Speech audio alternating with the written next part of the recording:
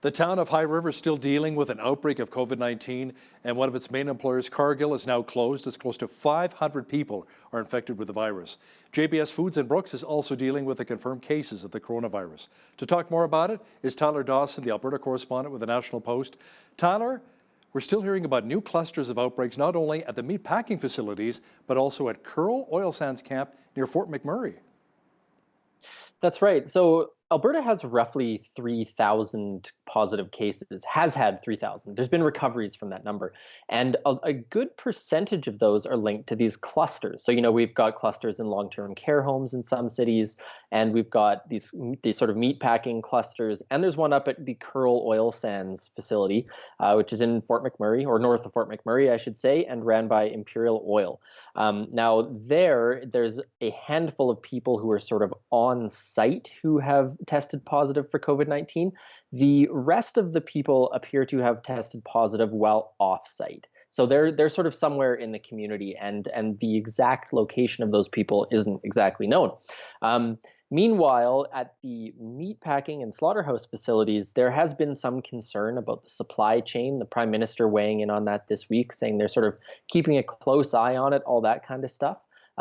So, everyone's keeping quite a close watch on these big clusters of outbreaks where we're seeing, as you mentioned off the top, hundreds of people who've fallen ill because of, just probably a few cases in the beginning, and it can just spread like wildfire. So big concern to the powers that be, for sure. So with some of the politicians you've been speaking with, Tyler, have they been saying we should maybe stock up on our beef? Maybe get the big freezers and stock up now?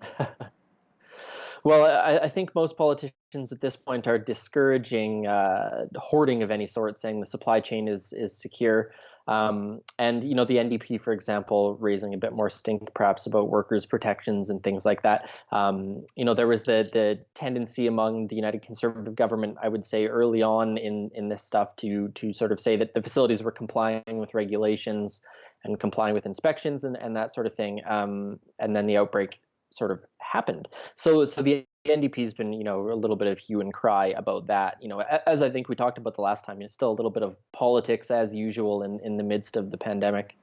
When will we finally be out of this pandemic and have our economy resume? I mean, Saskatchewan is releasing its plans soon. British Columbia and Ontario are also hinting that their plans to reopen their economies are coming fairly soon, even though the coronavirus cases are escalating in Ontario. Yeah, Premier Doug Ford sort of came out and said, I think in some ways what everyone was thinking, just like people are going a bit nuts. We need to start being able to talk about when we can get out of this. So the plan is for Saskatchewan to release its plan. They've been working on that since last Monday, when Premier Scott Moe suggested that was a possibility. Now, the thing about Saskatchewan is when Moe made that announcement, now we're talking about like the 13th or so, not just, a few days ago, there was only one new case that day in Saskatchewan. Since then, there's been a little bit of an up and down. On Tuesday, I believe there were 4 new cases. The Monday there had been 1, there had been 6 the Thursday before. So, these plans that are being tossed around are very, very tentative, based on the modeling that the provinces are working on and a whole bunch of other factors. Now, if we back up a couple more weeks, Premier Jason Kenney already laid out Alberta's reopening plan, which you might remember was all about, border control and increased testing and those sorts of things, and maybe tracking cases with smartphone apps. Now, in all of these cases, we're waiting for a few things. We're waiting for significant repeated declines in the number of daily new cases. We're looking for major increases in the number of tests that are being done to track down each of these sort of new cases. And this needs to be sustained. It can't just be, we had a pretty good weekend with no new cases. No, this needs to be days and days, maybe weeks of declines before we can talk about opening up. And even then, this new normal that we're going to be reopening to is not going to be like it was a year ago.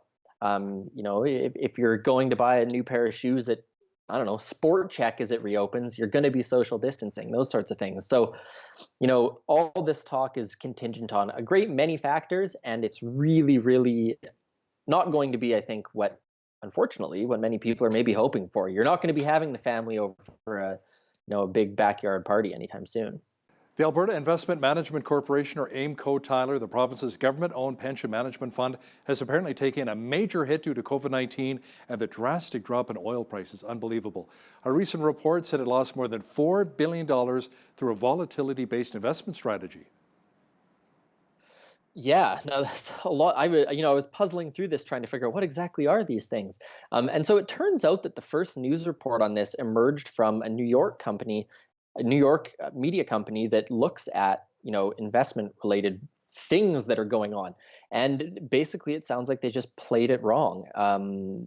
Took a bit of a gamble, as you said, volatility sort of things, which apparently are almost a uniquely Canadian investment sort of strategy. Long story short, they seem to have lost a pile of money.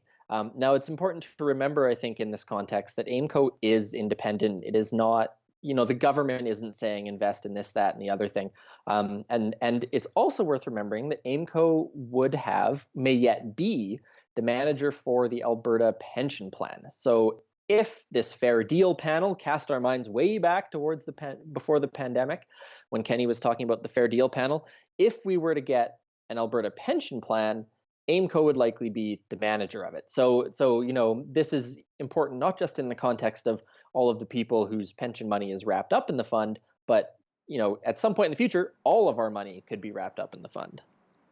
The Privacy Commissioner is investigating Babylon, a telehealth app that the UCP ministers and the Premier touted at the start of the outbreak. Tyler, the big concern is that video recordings could be stored on Babylon servers.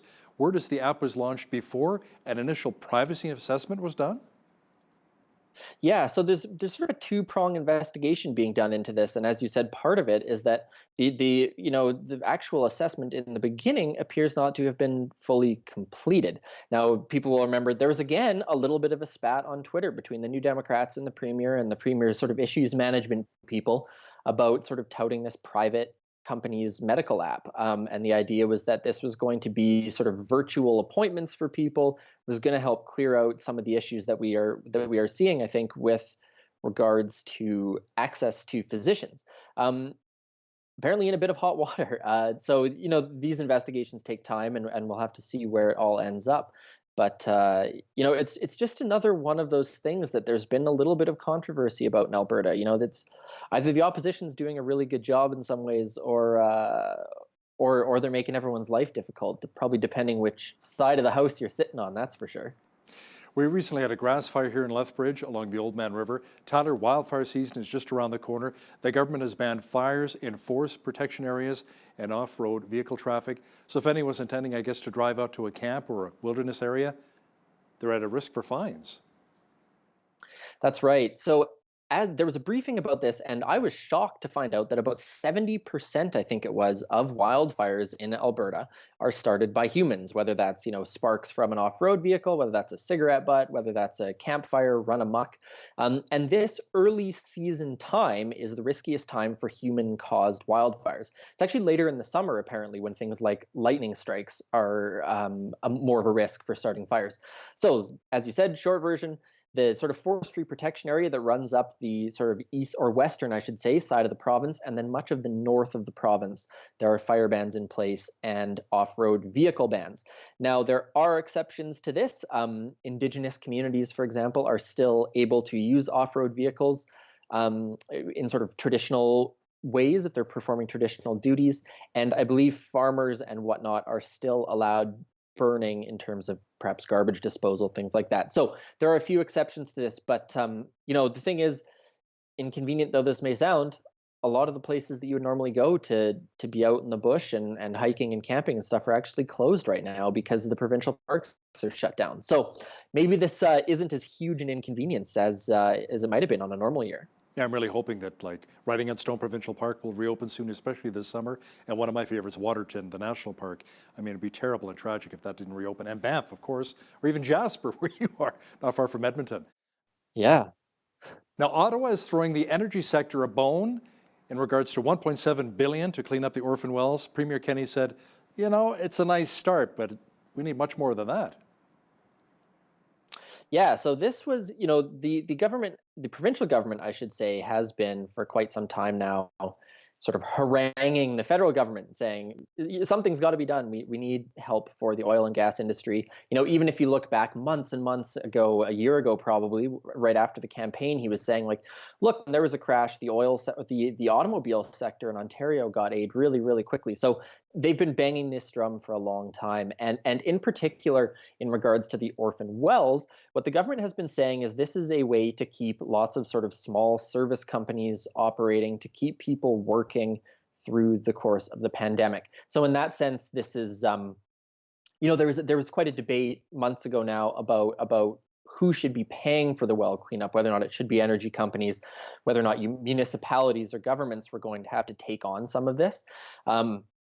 I'm inclined to say that conversation has sort of dried up a little bit now, where everyone's more focused on trying to get people working, keep people working, I should say, and inject some money into this industry. As you say, certainly questions about whether or not this is enough. Oil was trading like negative prices earlier this week. There's talk of needing to find extra storage facility space in the province, because I think by mid-August they're saying all of our reservoirs are going to be full, which again, then we end up with this sort of supply issue that we had a year ago. So a whole pile of not ideal things happening for the oil and gas sector right now, and with no end in sight necessarily to the pandemic. I think people are again looking to Ottawa, saying, "Oh my goodness, what's going to be done about this?" What's really scary as well is the UCP were banking on $58 a barrel, and then the next few years maybe $63 a barrel. We're hit negative territory with oil, so suppliers are basically paying you to take the oil. So maybe tough times ahead here. Now, as Alberta tries to climb out of the recession due to the coronavirus pandemic, are the UCP and NDP maybe getting along a little better? Less fighting between Premier Kenney and Opposition Leader Rachel Notley? Oh, I would say not really. I think there's sort of fundamental agreement on several things, but the NDP is certainly not letting up in terms of its condemnation of where they think the UCP has gone wrong, whether that is in terms of the protection for workers, whether that's the money that was initially doled out.